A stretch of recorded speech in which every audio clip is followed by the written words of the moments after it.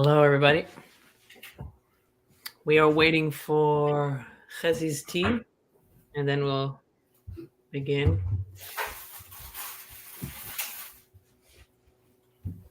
Hello. Good afternoon. How are you doing?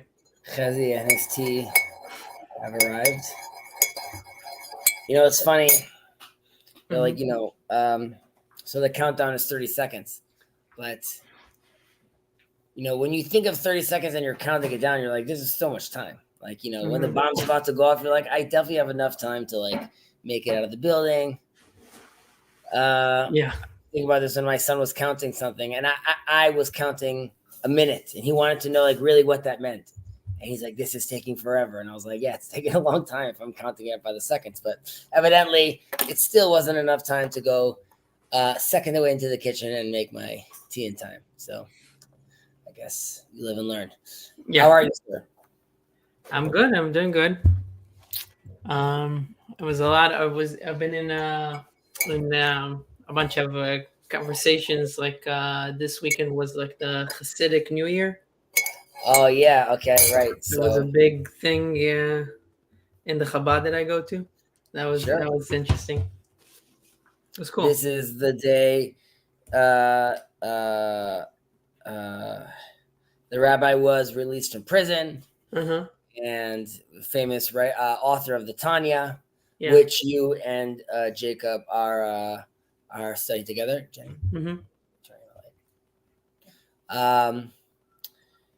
So that you and him are learning together, and I think even he was on didn't he do a live stream where him and Max? I saw something. Yeah, that was I saw the pictures of it. It was funny. He is an interesting character. Yeah, I mean, I saw him dancing. I'm gonna get my last. Sure. But I saw him dancing in person. So, Jacob, when we went to after the during the conference in Chino, we went to a Friday night dinner at the local Chabad, and that was fun. That's nice. Okay, I'm glad to hear that went. You guys enjoyed yourself there. Second, why did it just crash? Okay, it didn't crash. Yafeh me'od. And how are you doing? How was your weekend and all the stuff going on? Good. Very nice weekend. My in-laws are back in, so that was very nice to have them back over here.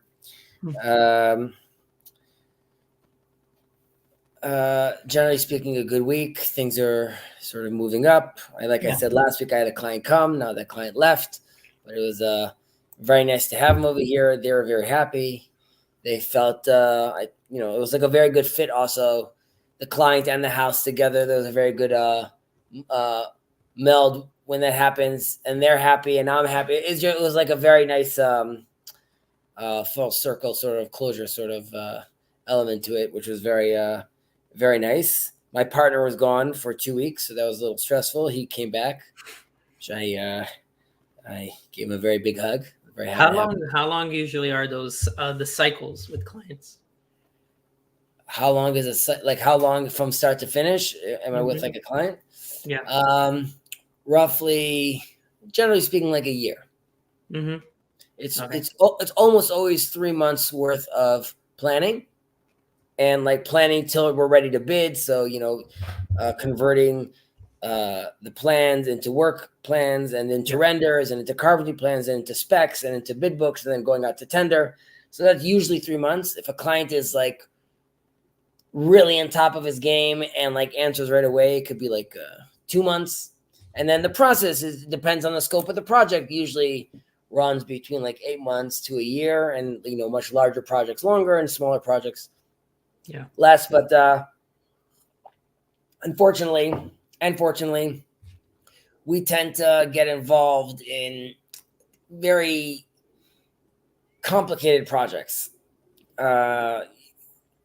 This big house, I want to build it over 5 years and split permits, or I want to dig down a few floors but there's a water cistern, so we're going to have to like divert the water. Like it's never just like, I just would like a new kitchen. So sometimes you get that, and that's great. But on the other hand, where those kind of projects, you get to, there's a tremendous amount of experience and like learning curve over there, and you really get to work with fantastic pros, and so ultimately, I'm thankful for those projects. They're very demanding. Yeah, no, it sounds I tell like people the design is the easy part. Yeah. Well, the design is it's in its own world. It doesn't touch many things, or there's less dependencies and all that stuff. I mean, to an extent, but yeah. We have we have a lot of students, interns, first year architects. People reach out to the office and for a job position. Yeah. And there's been times where we were a larger staff, times where we were smaller, but when I do interview people, I usually give them the window treatment or the curtain test, as you see over here, right? Mm-hmm. So there's I show them a large window. And I tell them, how would you go about, picking this fabric? And so people tell me like, oh, like what mood, what color, what is it flowy? Is it not flowy? I'm like, all those questions, they're all down the line. I'm like, how much does the fabric weigh? Is the sun in that direction, and will it affect the curtain? Is there what kind of support do I need to put into the ceiling? Then I'll start and how long is it going to take for that fabric to come in, and how does that affect the timeline of the project? After all that's accounted for, yeah, we could discuss the color, Cheryl. Like, now's the time where we could say like, how's it going to look? But like, if it wasn't the right weight, it's no point. And if it wasn't going to come in on time, there's no point. And if it wasn't in the budget, there's no point. But there's like sort of a way how you look at it, because I don't want to dive too much into that. That's like very like business Chezi. Yeah. It's its own Torah. We'll get there one day. Yeah. Okay. So let's get into it. Let's do it. All right. So we are at number 6. Oh, last week we did number 6. Yeah. Yossi spoke about whoever honors the Torah and is honoring himself. Whoever is desecrating the Torah, or here it says denigrates the Torah, is denigrating himself. And we gave a whole breakdown of different versions of how we see what respecting other people is. What is a desecration, and when are you doing this desecration? Generally speaking, though, as we could see here, we'll see in the future, and as we've seen in the past, the Torah, I'm going to mention this also at the Noahide class with regards to intentions, because there's things that let's say Noahides are not required, and one of them is called like shiurim, like these small details, right? So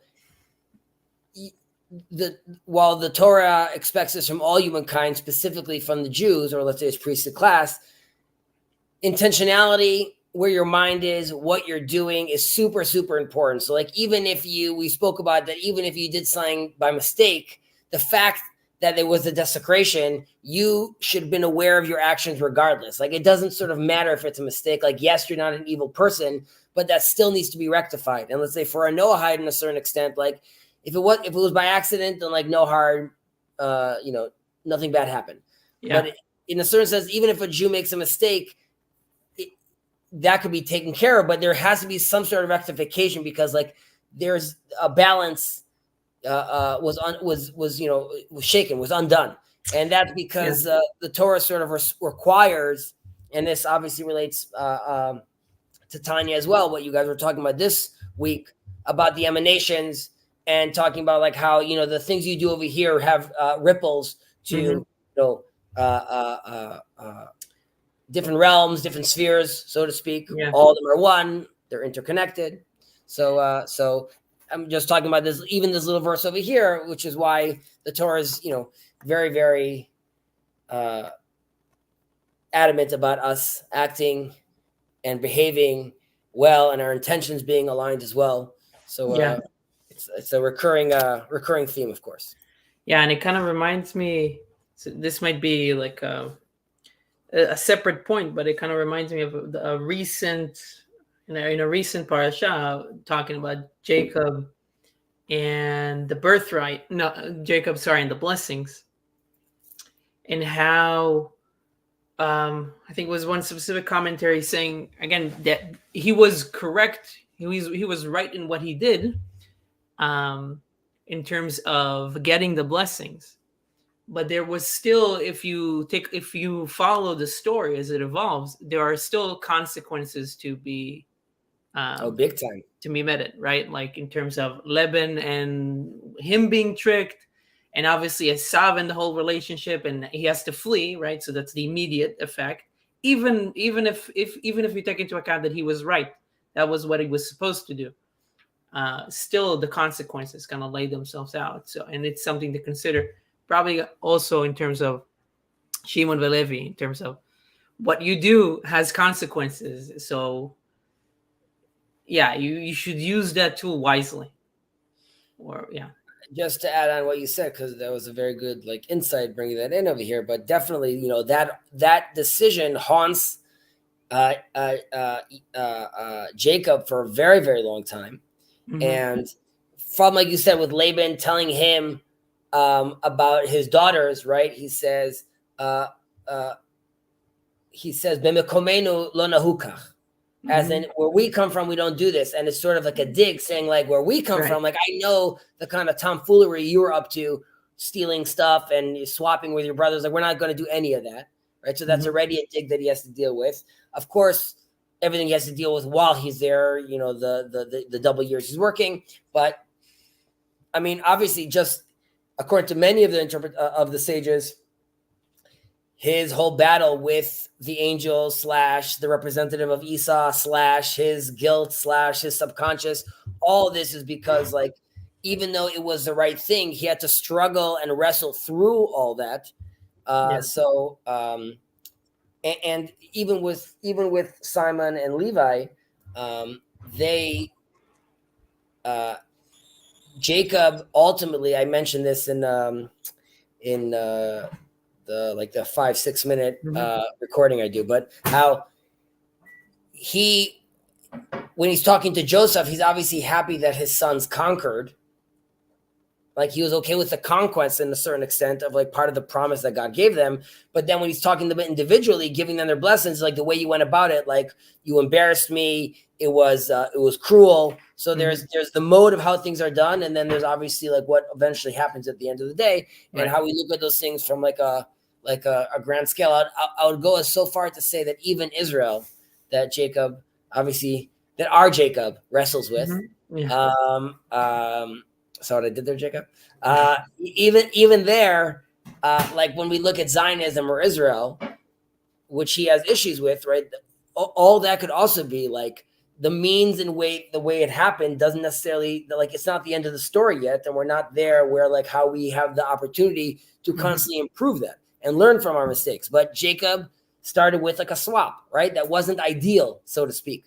But and that's also him changing his name from Jacob, Yaakov, Akbubi, trickster, to Israel, right? Which is not only wrestling with God, Kisarita im el vetuchal, but also Yashar el, straight. So there's that whole move where he also has to move. He himself has to mature as well.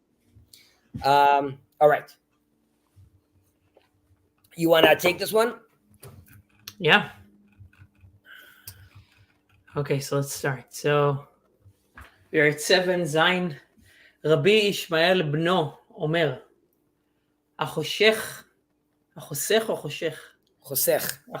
עצמו מן הדין, פורק ממנו איבה וגזל, ושבועת שווא, והגס ליבו בהוראה, שוטר רשע וגס רוח.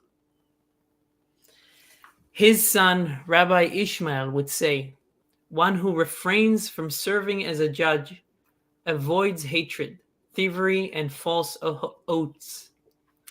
One who frivolously hands down rulings is a fool, wicked, and arrogant. Rabbi Ishmael. Yep. Sticking it hard. Rabbi Ishmael. So we've already, I think we ran into him already, but he's, first of all, like we're being told over here, Bno, right? He's Rav Yossi's son, who we mentioned earlier. He's the oldest of his sons, I believe. I think we saw him earlier when we were talking about the authorities, about La Malchut, and he was also known then as like a big landowner. I think you have to work for the authorities as well. And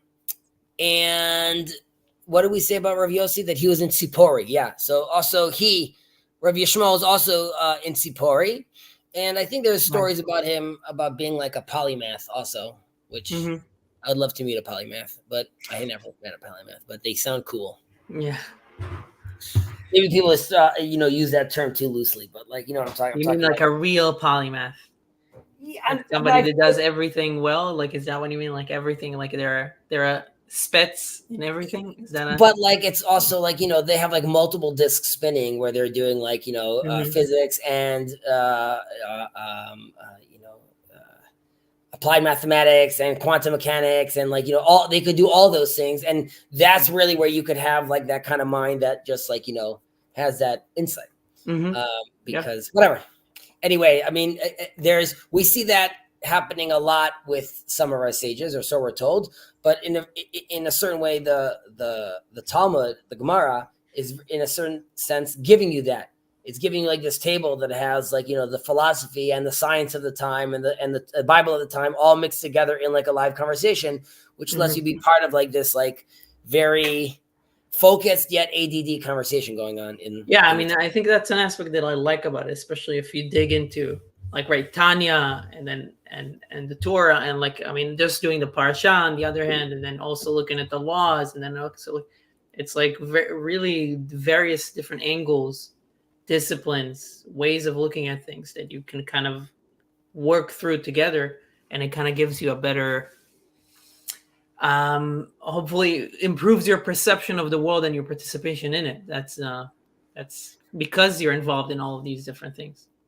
I agree. Unfortunately, for 2,000 years, for 2,000 years, a lot of that practice had to sort of go inwards, and there was a lot of time sort of elevating and making sure we are fully understanding, digging deeper and deeper and deeper, because we couldn't push out, right? I can't deal with the world because of anti-Semitism, pogroms, exile. So like participating in the world and manifesting my Torah is very limited. In a certain sense, like when I talk about like my Oculus, right? Like I was only wearing it at home, right? So like that's really just having a dinner party and playing. What was that game called that everyone was doing? Like we. Yeah. So it was great at the tennis, yeah, for sure. Right. So I'm just doing that at home, so to speak. But when I go out to the world, up until like even now, right? I mean, I take off my my yarmulke. I'm not talking about me. I'm talking about like an individual is working the real world, takes off his yarmulke, or uses his English name, or has to realize that like he's not going to get those days off. In Israel right now, which is why like it's a little of an issue where the focus in many of these study halls, these religious universities, the focus is most of the day is Talmud. And in a certain sense, you're in 2023 in Jerusalem, but you're consciously moving to sending yourself back to Babylon. And while that was romantic, while I was in France or Germany or Spain, but once I'm in Israel, now it's sort of like close that book and now manifest it on the ground. Yeah, like in all aspects. And this is again sort of the tension that Jacob and I have, because I see that happening also as well in politics. And we're not doing a good job at that, but it's and obviously people shouldn't be closing the books, like they should be learning. But I would say there should probably be like a focus swap on more embodied, deeper, like Tanya, for example. These are secret to the Torah that for years were hidden. No one was learning Tanya 100 years ago, like you are, like online, obviously, or like Jacob doing it like off the cuff in his car. talking about like emanations, you know what I mean? But on the other hand, like we're very privileged where you could be like, yeah, you know, emanations and like, this is great learning this stuff. So and even that takes time and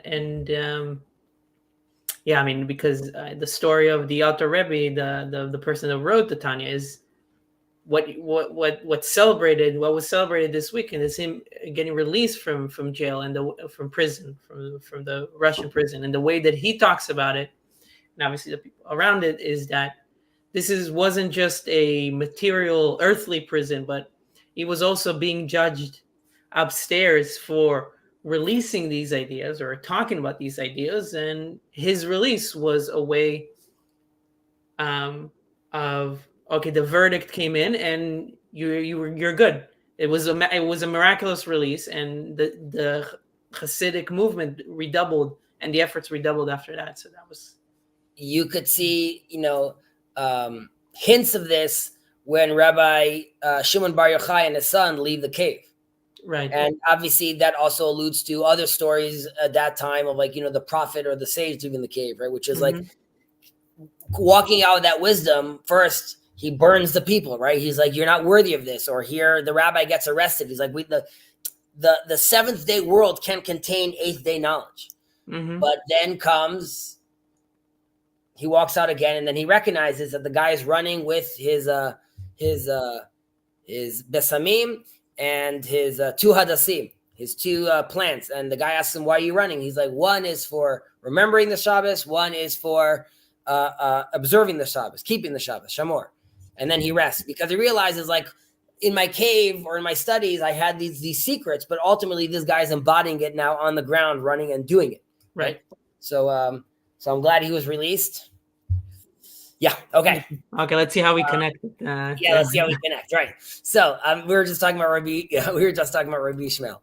Hachosech atzmo min adin. Right. So this is someone hachosech, which is, today we write this with a samech. So hence, like you were reading it hachoshech, like the darkness. So you avoid being appointed as a judge. Right, like as in like not like getting away from jury duty, but you could even say that in a certain extent, but like more about you actually being the judge, so you manage to avoid it. Some people interpret this as the proper way of judging is if someone comes to you and asks you to judge, refrain from judging and demand a compromise. As in remove yourself from that scenario where you have to be the one deciding.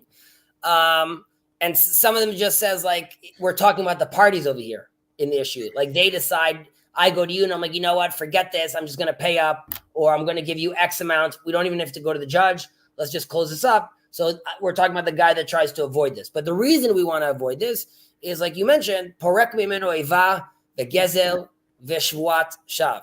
So from avoids hatred, thievery, and false oath. So the guy we were talking about earlier, the guy that's trying to avoid this, he's acknowledging basically that, you know, that human judgment is fallible and I could lead to negative consequences ultimately. And like they're mentioning it over here, I could lead to like hatred over here if I judge someone and like they're perceived unfair. So now this guy like is hating me or hating the other guy. There's, if I make a mistake, right, I could result in thievery. Right, because now the other guy that wasn't supposed to get is getting it, or what they mentioned, the false oaths over here, which are, you know, I'm being dishonest, or I'm being corrupted, or I'm needing to lie about something because I'm being pushed into a corner. Not me as the judge, but me now as one of the defendants has to come out and make this false oath because I forced him to continue on with this case, so to speak. And it's earlier in the end of the first chapter or the second chapter, we talked about how the world, right? So justice, truth, and peace, right? So come and say like, but what are you talking about? Like, didn't we just say earlier that like this is super important? We also mentioned three other pillars that the world was talking about earlier: Torah, work, and righteous work. So there's a few pillars like we discussed. But either way, the response here that we're seeing is that yes, of course, justice is important, but on the ground, if you're too strict about this, the whole operation could fall, right? Like if you're not going to have peace that we're talking about that we want over here, if there's a tension and issues between the parties, you're not going to have justice if now theft is actually happening, and you're not going to have the truth we're talking about if the false oaths are happening. So it's yes, we want justice, but you should be very careful how you go about it and how involved you are when you get into these things, because you have to be, very particular. Yeah, I guess, I mean, the way that you mete out justice, like, I mean, the ground, the parties, the people have to be in a situation where they would accept justice, right? So you can't force something onto people. You can't also, you need to be smart about how you do it, even though it might be the right thing to do. You need to be smart about how to execute it, or and like put it out. So yeah. All right, onwards. Ve'agas libo be'ora'ah shote rasha ve'gas ruach. One who frivolously hands down rulings is a fool, wicked, and arrogant as well. All three. He gets called over here. So here we're talking about the guy who's frivolously doing this. So clearly he's doing this like this is happening like publicly, right? And he's giving down these rulings of like what he wants to be doing. And like what you were mentioning a second ago, this is where they're stressing it, that the Jewish law, the halacha, is values the precision and is very against like unenfold rulings, obviously. And it's really a call for like humility on your own sake and like on you doing the proper due diligence if you're trying to pursue justice. And it's really stressing that there's like a recognition that in every judgment, no matter how small, you're still carrying this moral weight that needs to be approached with seriousness. And this also goes back to what we said earlier with mechabed kol adam, respecting every person, or that every moment has its hour. Because again, here it's talking about like the details, the individuals, the people. So like you need to be very, very careful how you go about making decisions, even if it just seems like they're fighting about like whose Pokemon cards there are. Right.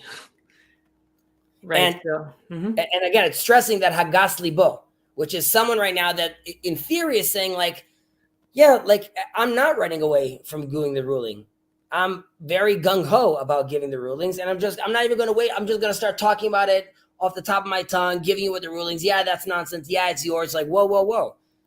Did you hear the whole context? Or you know what you're talking about? Or are you just like are you being very, like we just said, what we're going to see is like obviously arrogant about it as well. So what do these mean? What do these things mean? But before I go into that, you were going to say something? No, I was just going to reflect on gas libo, on the wording as well, and on the fact that it's a rough. Gas is like an interesting word in terms of, I guess it means roughness or impreciseness or frivolous, right? It means that. So I mean, we see it again in the English translation doesn't do this, but we see it again at the end over here of a gas ruach, right? We have gas in the beginning, then we have gas ruach in the end. Yeah. So we could dive into that. So first of all, why is he a fool? The reason he's a fool is because, again, the position he is taking over here is, one, he thinks he knows everything because he's just going off the cuff, just answering right now. And like only a fool thinks he knows everything. And secondly, like scholars, any good scholar, it doesn't matter what religion you're coming from, or like if you don't fail first, you can't really grow. And we're talking about someone over here again that is seemingly very sure of himself. I'm not going to fail. I'm not going to make mistakes. So there's reason to look at this guy as being very foolish. His behavior is foolish behavior. Yeah. The wicked is because you're allowing people to stumble, right? Because you are just thinking about yourself and you're giving these rulings right now, which we just said could be wrong. You're going to end up making other people stumble, making the wrong decision. And that obviously, once you're aware of that, then you're being wicked because you're being reckless, or like a legal team, or be like gross negligence at that point because you're aware that you don't know.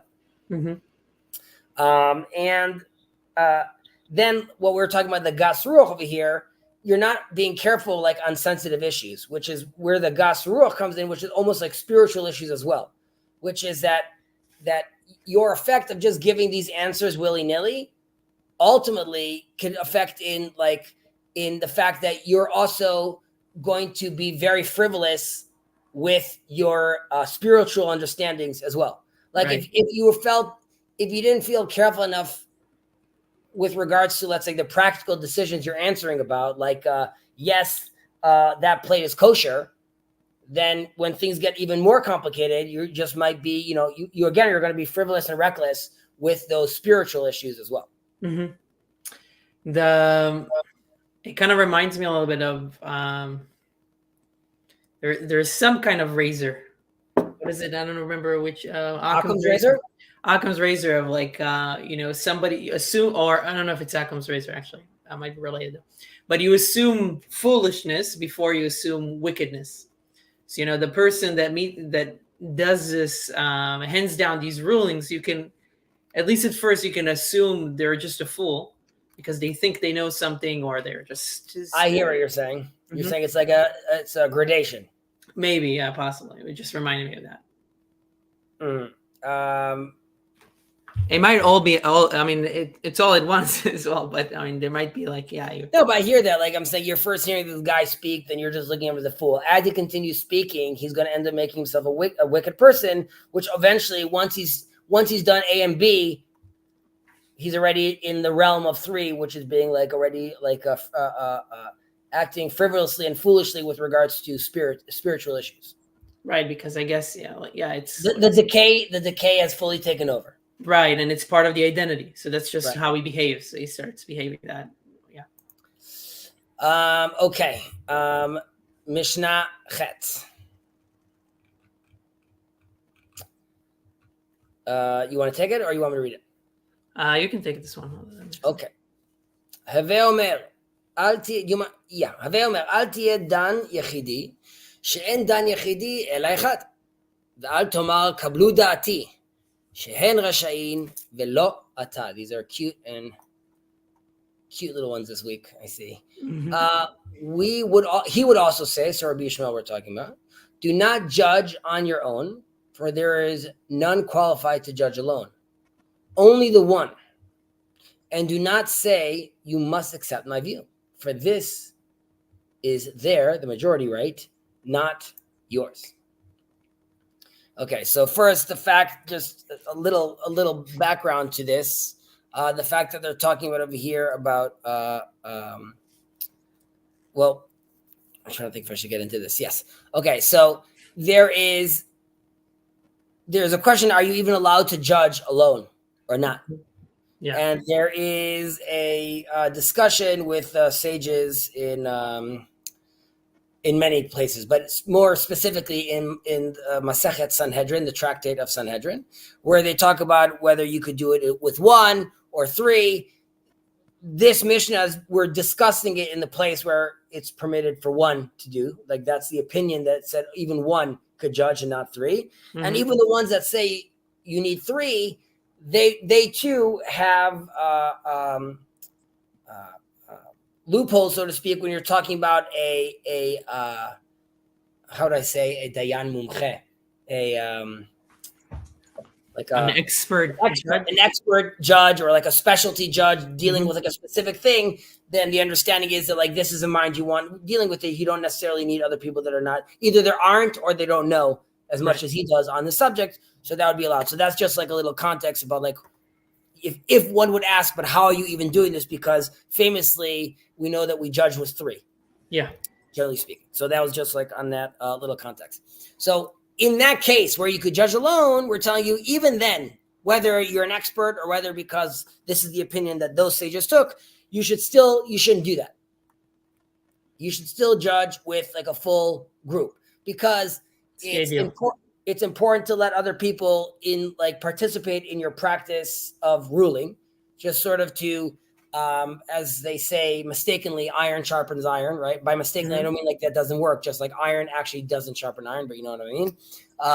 So that's, it's an important aspect of ruling. And some look at this as saying, again, more specifically talking about the parties, which is don't give a ruling to one party alone. As in, both parties need to hear your ruling. Don't give a judgment to only one of the sides, basically, privately. It's just like I'm saying that's one interpretation, if I recall. Okay. But generally speaking, it's more of the main line, which is try to avoid doing it yourself, because earlier we were saying don't be a judge at all, right? Try to get out of it.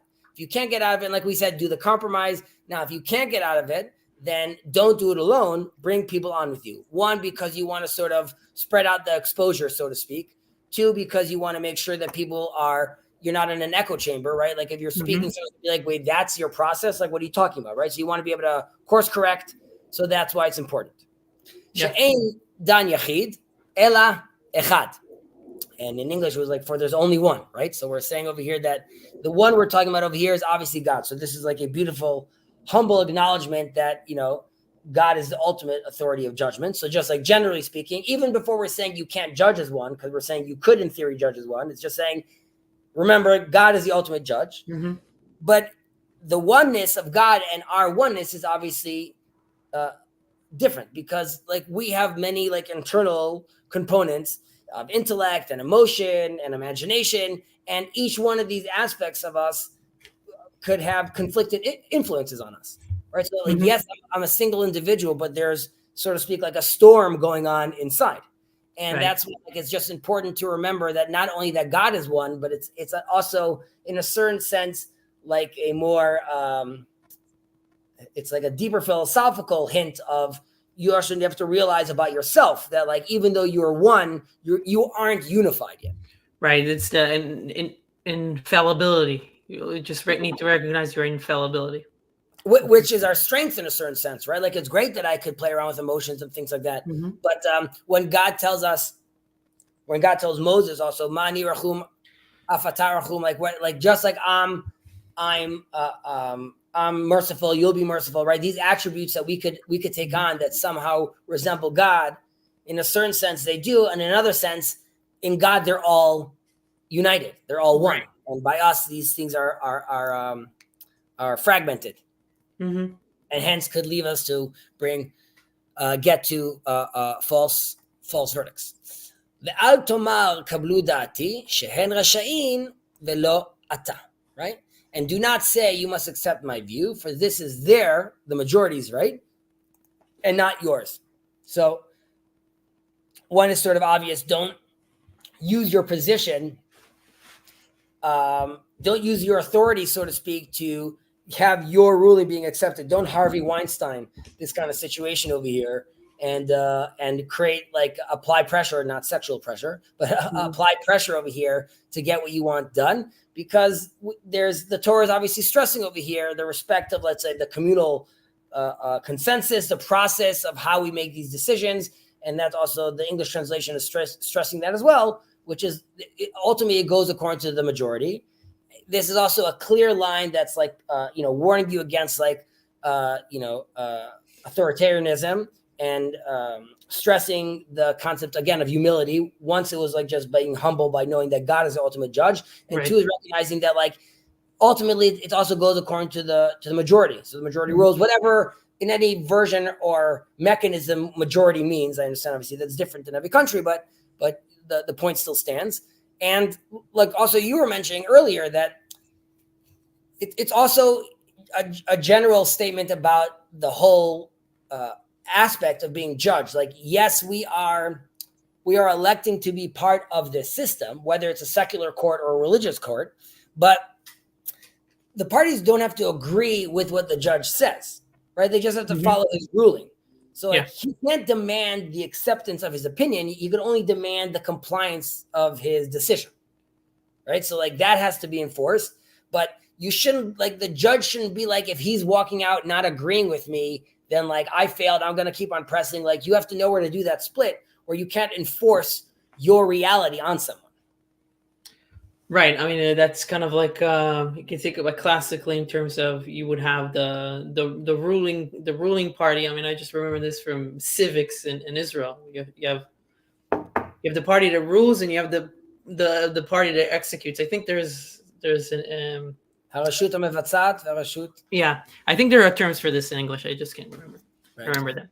But yeah, so it's like it's also there's a separation between who does the who gives away the verdict and who performs the verdict or makes sure that it goes into action. In general, I'm just saying this is reminding me of just like the critiques of like people have with rabbis, because like, how do you accept the rabbi's authority, right? Forget just the majority, but just in general, like a rabbi saying like, you need to accept my opinion or my authority. So like, this is a very big debate. How much of this today is due to fear? How much of this is due to like status about these things sort of developing? However, I would say as someone that does like want to see reform, in the academic circles, there's like a sense of, let's say, calling Rabbi Akiva, the famous Rabbi Akiva, they call him Akiva. Just Akiva. And the idea is like that sort of brings them closer to him. They're talking to him like, they're not using these terms of someone that's biased as like rabbi, but just like, he's a guy and he has his own opinion, and then we could critique him on that level. And in a certain sense, like if you did call him rabbi and you took the time to understand his teachings and his mindset, I would say then you would maybe have, be in a position to give valid critiques. But it's almost like people either deconstruct completely and be like, this happened 1,000 years ago and it doesn't matter what this guy was saying, or completely deify and being like, we can never change what this person said. So like, I think you got to sort of walk that line. It's because I see him at such a high regard that allows me to criticize him, because I know him intimately. Yeah, I mean, it's also taking in just the right context in which that person lived and where he's like his perspective. Because if you're taking away an aspect of his identity, then you're you'd be bound to misrepresent what he's saying because you don't understand the position that he held amongst people and stuff like that. All right. Number 9. Rabbi Yonatan. He's a cool dude. Omer. I'm sorry? You want me to go for it? Oh, I'll read it. You can take the English if you want. Kol hamekayem et haTorah me'oni, sofo lekayma me'osher. Kol hamevatel et haTorah me'osher, sofo levatla me'oni. So Rabbi Jonathan would say, whoever fulfills the Torah in poverty will ultimately fulfill it in wealth. And whoever neglects the Torah in wealth will ultimately neglect it in poverty. Right. So, well, it's very fitting for Rabbi Yonatan to be speaking about this because Rabbi Yonatan was a student of Rabbi Ishmael, the other Rabbi Ishmael, not the Rabbi Ishmael we just spoke about. Okay. I'm 90% sure about that right now. 95% sure about that. But Rabbi Ishmael would say, I think we mentioned this in the past, Dibra HaTorah Bilshon Bnei Adam. Yeah. There's different interpretation of this, which is the Torah speaks in the language of men. There are some that interpret this as saying that the Torah is speaking sort of for the humans of its time, and that's why it should be interpreted that way, and you shouldn't necessarily dig in too deep. There are some that interpret it saying that, no, it speaks in the language of men, of all men at that time. And Maimonides, for example, says that man at that time is already aware of, the Egyptians are already aware of like very deep astronomical ideas and thoughts and mathematics. And like, that's why like anything that man is aware of during that time is fair game as far as Maimonides is concerned. So when he says the Torah speaks in the language of man, all knowledge that's accessible for man at that time is up for grabs, which is like a much wider net, so to speak. But either way, the reason I mention this is because here you could see we're talking about someone starting poor and being rich, or being rich and ending poor, and then we have to think how literal do we take this, basically. So I thought that's interesting. So the interpretation on these lines are as such that well, the first line, whoever's starting off poor will end up being wealthy. So one is really, in a certain sense, that you're starting off from like a real poor position. You're physically poor, but it's in a certain sense, being poor, that bug didn't distract you, and it ended up turning into like a feature.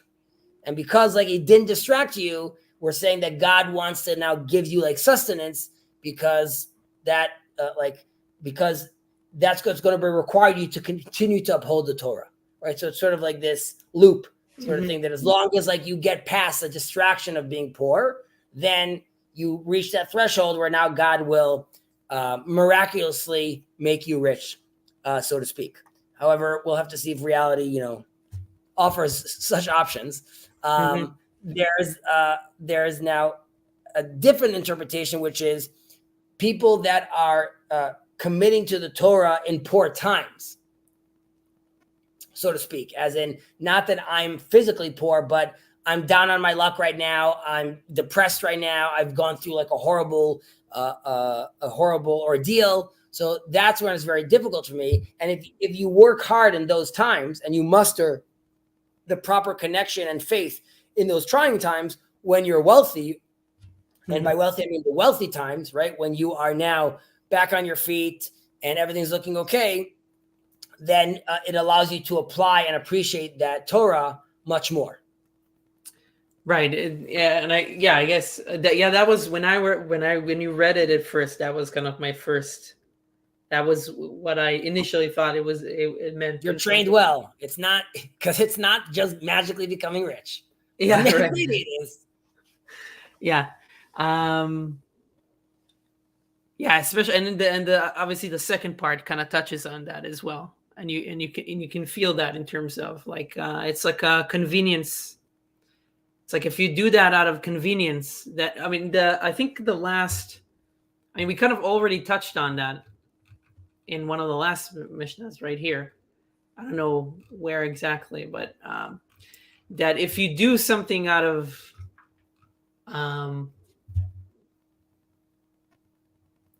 like when it's easy, you do it, or you don't do it that as much, then obviously when it's really hard, you're not going to be able right. to. We talked about doing the mitzvah kala, right? Which is doing the easy mitzvah. And then we spoke about it, that like the easy ones are the ones that are not in your day-to-day routine. We spoke about the easy ones are the ones that like, you have the opportunity to do right in front of you. Someone might take it from you, but yes, but like you were talking about, it's also how much effort you put inside. Do it while it's easy now, because when it's difficult, it's harder then. Now in there's like, let's say, the classic interpretations, which would be like, we're talking about wealth in the world to come. Right. So like, we're not making any promises over here right now. You might end up being poor, but in the world to come, you're going to have it. And it's not Maimonides, but there's an interpretation that like, it's not like a poor, like you're not physically poor and you're not poor times, but rather you're starting from a poor intellectual position. And as you learn more, you will gain more knowledge, wealth in that way. And like now you will learn Torah from a more wealthy intellectual perspective. Right. And obviously that is like a huge benefit. Now on the flip side, v'chol ha'mevatel et haTorah me'osher sofo levatla me'oni. So obviously, like someone that is neglecting the Torah, like it's while he's wealthy, is clearly showing like a lack of genuine commitment, right? Like when times are easy and you're like and you're forgoing this, it's obviously an issue which could lead ultimately to like a spiritual decline, like we said about, like we spoke about the fool, the wicked, and the gasruach here too. Like these things can lead you to have an issue. And it's also, I think it's an interesting distinction over here, because with poor people or poor individuals, they're focusing on like the practical or like abstract aspects, and that's what like sort of what drives them is like this existential needs, and they have like this spiritual thirst because they have nothing else going on, right? So they need to be connected, they need to be practical about these things because it's do or die, and they need this sort of to survive. Yeah. However, like a wealthy person, he has a luxury, so to speak, to like explore more nuanced halachic discussions, but that lacks sort of spiritual motivation.